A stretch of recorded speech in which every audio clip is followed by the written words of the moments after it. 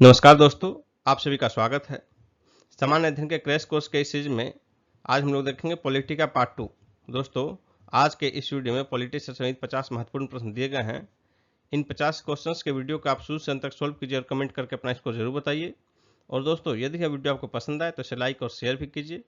तो चलिए शुरू किया जाए। आज का पहला प्रश्न, प्रथम अभिनेत्री जो राज्यसभा के लिए नामांकित की गई थी, कौन है? इसका आंसर होगा ऑप्शन बी, नरगिस दत्त। ये राज्यसभा में 3 अप्रैल 1980 से 3 मई 1981 तक रहीं।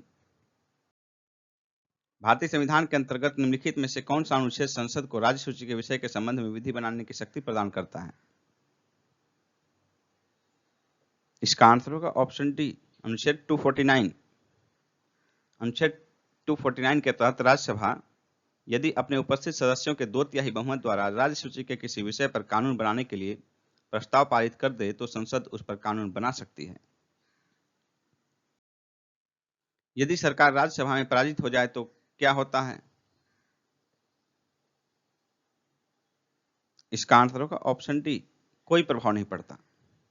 अनुच्छेद 75(3) के तहत सरकार लोकसभा के प्रति उत्तरदायी होती है, इसलिए यदि सरकार राज्यसभा में पराजित हो जाए तो भी उस पर कोई फर्क नहीं पड़ता। भारत की संचित निधि से निधि निकालने के लिए निम्नलिखित में से किसका अनुमोदन अनिवार्य है? इसका आंसर होगा ऑप्शन बी, भारत के संसद का।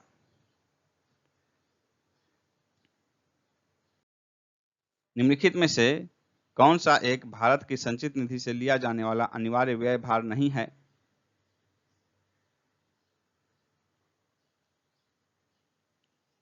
इसका आंसर होगा ऑप्शन बी, भारत के निर्वाचन आयोग के सदस्यों के वेतन और पेंशन। निम्नलिखित में से कौन सा एक भारत की संचित निधि पर भारित नहीं है? इसका आंसर होगा ऑप्शन बी, भारत के उपराष्ट्रपति के वेतन और भत्ते। निम्नलिखित में से कौन सा एक व्यय भारत की संचित निधि पर भारित नहीं है? इसका आंसर होगा ऑप्शन सी, भारत के प्रधानमंत्री के वेतन और भत्ते। यानी कि बाकी जो 3 हैं, ए, बी और डी, ये तीनों व्यय जो है भारत की संचित निधि पर भारित हैं। भारत के मुख्य न्यायाधीश के वेतन और भत्ते, भारत के सीएजी के वेतन और भत्ते, यूपीएससी के अध्यक्ष के वेतन और भत्ते। आकस्मिकता निधि को राष्ट्रपति कैसे व्यय कर सकते हैं? इसका आंसर होगा ऑप्शन सी, संसदीय स्वीकृति से पूर्व। अनुच्छेद 267 एक आकस्मिकता निधि की स्थापना का प्रावधान करता है और यह राष्ट्रपति के नियंत्रणाधीन होता है। कोई विधेयक धन विधेयक है या नहीं, इसका निर्णय कौन करता है?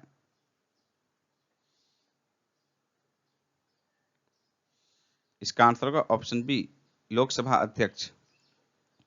अनुच्छेद 110(3) के अनुसार कोई विधेयक धन विधेयक है या नहीं, इसका भी निश्चय लोकसभा अध्यक्ष द्वारा किया जाता है और उसका भी निश्चय अंतिम होता है। उच्चतम न्यायालय द्वारा आज तक की दूसरी सबसे बड़ी खंडपीठ किस केस में बनी? इसका आंसर होगा ऑप्शन ए, गोलकनाथ केस में। गोलकनाथ बनाम पंजाब राज्य, गोलकनाथ बनाम पंजाब राज्यवाद 1967। इसमें 11 जजों की पीठ बनी थी और सबसे बड़ा जो था अब तक का वो केशवानंद भारती वाद में है, जो कि 1973 का वाद था। इसमें 13 जजों की पीठ बनी थी। नेक्स्ट क्वेश्चन है, निम्नलिखित में से किस वाद में भारतीय संविधान के मूलभूत ढांचे की अवधारणा प्रतिपादित की गई थी?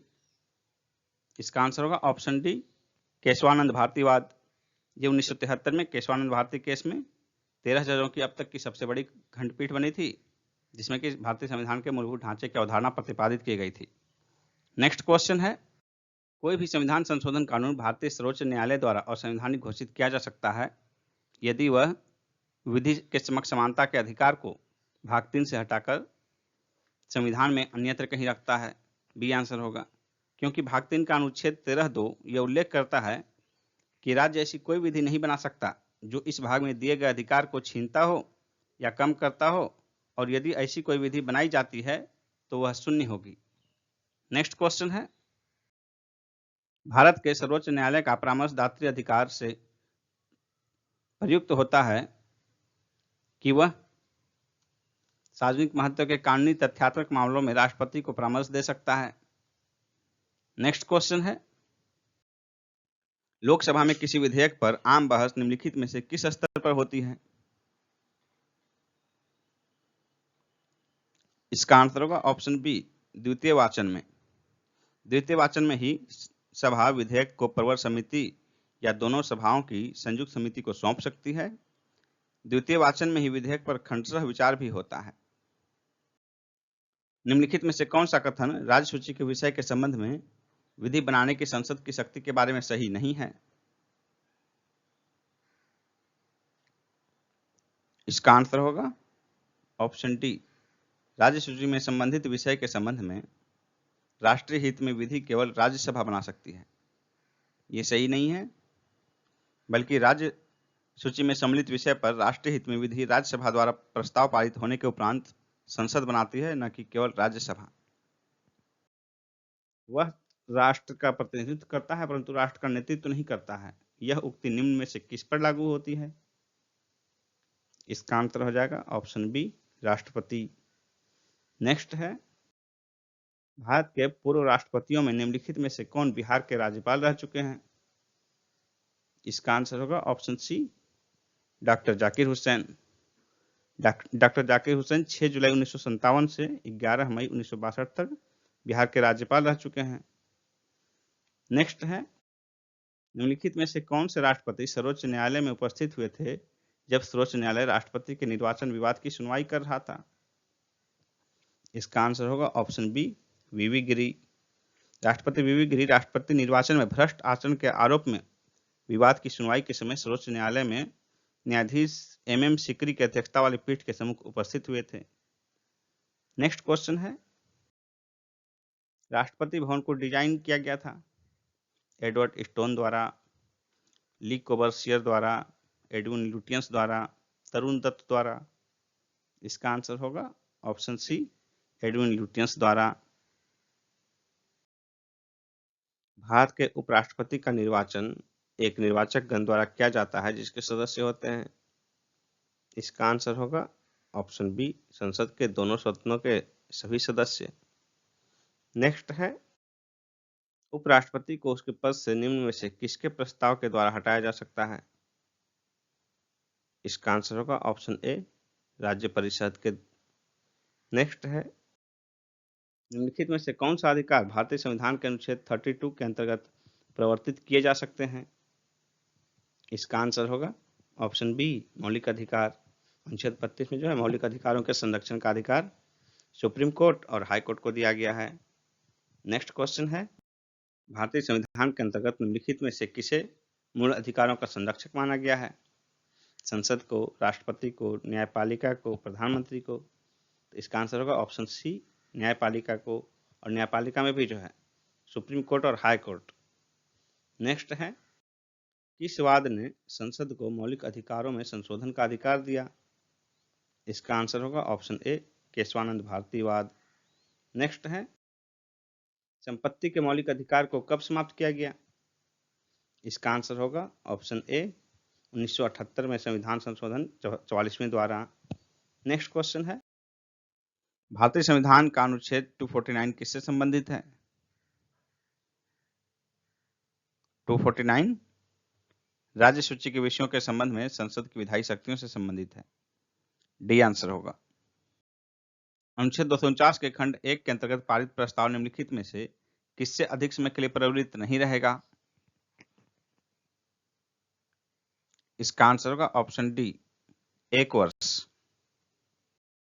वर्ष 1990 में अनुसूचित जाति और जनजाति राष्ट्रीय आयोग की रिपोर्ट के अनुसार अनुसूचित जाति और जनजाति के अत्याचार का कारण क्या नहीं है? भूमि निर्वसन, बंधुआ मजदूरी, ऋणग्रस्तता, धार्मिक कारण? इसका आंसर होगा ऑप्शन डी, धार्मिक कारण। राज्य लोक सेवा आयोग के सदस्यों की नियुक्ति किसके द्वारा की जाती है? इसका आंसर होगा ऑप्शन बी, राज्यपाल के द्वारा। निम्न में से किस मामले में राज्य लोक सेवा आयोग से परामर्श नहीं लिया जाता है?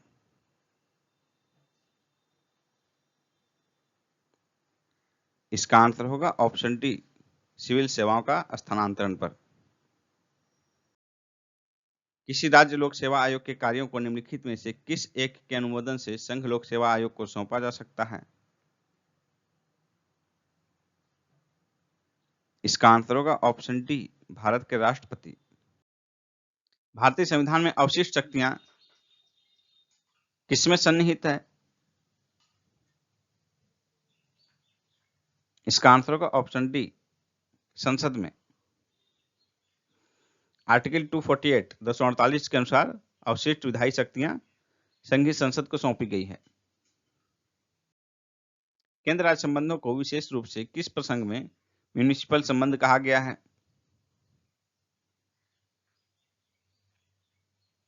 इसका आंसर होगा ऑप्शन बी, वित्तीय मामलों में राज्य सरकार राज्य पर केंद्र के नियंत्रण के प्रसंग में।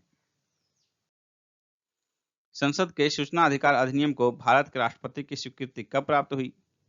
आरटीआई एक्ट राष्ट्रपति द्वारा कब स्वीकृत हुआ? इसका आंसर होगा ऑप्शन सी, 15 जून 2005 को। लोकसभा द्वारा 11 मई 2005 को पारित किया गया, राज्यसभा द्वारा 12 मई 2005 को, राष्ट्रपति की स्वीकृति मिली 15 जून 2005 को, और ये प्रभावी हुआ 12-13 अक्टूबर 2005 से। यानी कि 12-13 अक्टूबर की रात से पारित हुआ, यानी कि 13 अक्टूबर से ये लागू हुआ।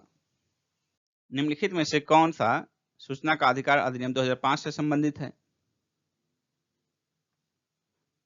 इसका आंसर होगा ऑप्शन सी, नमित शर्मा बनाम भारत संघ। किस उच्च न्यायालय ने अपने महत्वपूर्ण फैसले में कहा है कि आरटीआई आवेदक को सूचना के अधिकार के अंतर्गत सूचना मांगने का कारण अवश्य बताना चाहिए? इसका आंसर होगा ऑप्शन डी, मद्रास उच्च न्यायालय, सितंबर 2014 में अपने एक फैसले में। प्राक्कलन समिति के सदस्यों का कार्यकाल कितना होता है? इसका आंसर होगा ऑप्शन बी, 1 वर्ष का। प्राक्कलन समिति में 30 सदस्य होते हैं और सभी लोकसभा से होते हैं। संसद के अस्थायी समिति के सदस्यों को लोकसभा एवं राज्यसभा से किस अनुपात में मिलाया जाता है? इसका आंसर होगा ऑप्शन ए, क्रमशः 2 एवं 1 के अनुपात में। इसमें लोकसभा के 15 सदस्य और राज्यसभा के 7 सदस्य, कुल 22 सदस्य होते हैं संसद की अस्थायी समिति में। निम्नलिखित में से किस समिति में राज्यसभा का प्रतिनिधित्व नहीं होता है? इसका आंसर होगा ऑप्शन सी, आकलन समिति या प्राक्कलन समिति। इसमें 30 सदस्य होते हैं और सभी लोकसभा से ही होते हैं, राज्यसभा के कोई सदस्य नहीं होते इसमें। मंडल आयोग जिसके प्रस्तावों ने अक्षुण्ण विवाद का सूत्रपात किया है को गठित करने वाले कौन थे? इसका आंसर होगा ऑप्शन बी, मोरारजी देसाई। 1979 में तत्कालीन प्रधानमंत्री मोरारजी देसाई द्वारा बिंदेश्वरी प्रसाद मंडल, बीपी मंडल की अध्यक्षता में यह कमेटी गठित की गई थी, जिसने कि 1980 में अपनी रिपोर्ट प्रस्तुत की थी। मंडल आयोग रिपोर्ट किस वर्ष प्रस्तुत किया गया था? इसका आंसर होगा ऑप्शन सी, 1980 ईस्वी में। संघ का यह कर्तव्य होगा कि वह बाहरी आक्रमण तथा आंतरिक गड़बड़ी से प्रत्येक राज्य की रक्षा करे। ऐसा प्रावधान भारतीय संविधान के निम्न अनुच्छेदों में से किस एक में है? इसका आंसर होगा ऑप्शन डी, अनुच्छेद 355 में। निम्नलिखित में से किस अनुच्छेद के अनुसार भारतीय संविधान अंतरराज्यीय परिषद के संबंध में प्रावधान करता है?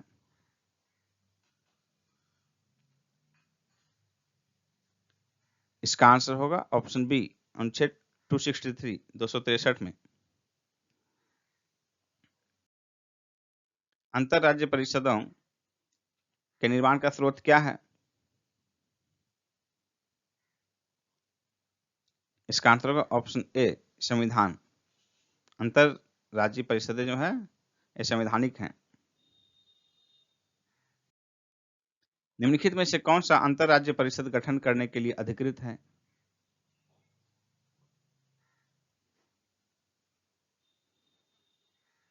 इसका आंसर होगा ऑप्शन बी, राष्ट्रपति। आर्टिकल 263 के अनुसार केंद्र और राज्यों के बीच समन्वय स्थापित करने के लिए राष्ट्रपति को एक अंतर राज्य परिषद की स्थापना करने की शक्ति प्रदान करता है। संविधान की व्याख्या करने का अंतिम अधिकार किसे है? इसका आंसर होगा ऑप्शन डी, सर्वोच्च न्यायालय को। सर्वोच्च न्यायालय को संविधान का संरक्षक घोषित किया गया है। नेक्स्ट क्वेश्चन है, भारतीय संविधान का संरक्षक कौन है? इसका आंसर होगा ऑप्शन डी, सर्वोच्च न्यायालय। नेक्स्ट है, उच्चतम न्यायालय से कानूनी मामलों पर किसको परामर्श देने का अधिकार है? इसका आंसर होगा ऑप्शन बी, राष्ट्रपति को। अनुच्छेद 143(1) के तहत भारत के राष्ट्रपति को विधि या तथ्य के व्यापक महत्व के प्रश्न के संदर्भ में सर्वोच्च न्यायालय से परामर्श लेने की शक्ति प्रदान की गई है।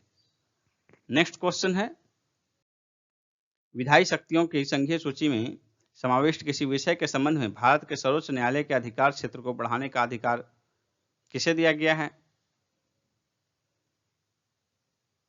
इसका आंसर होगा ऑप्शन सी, संसद को। और यह अधिकार जो है अनुच्छेद 138(1) के तहत प्राप्त है। नेक्स्ट है, भारत के सर्वोच्च न्यायालय का क्षेत्राधिकार किसके द्वारा बढ़ाया जा सकता है? इसका आंसर होगा ऑप्शन सी, संसद द्वारा विधि बनाकर। नेक्स्ट है,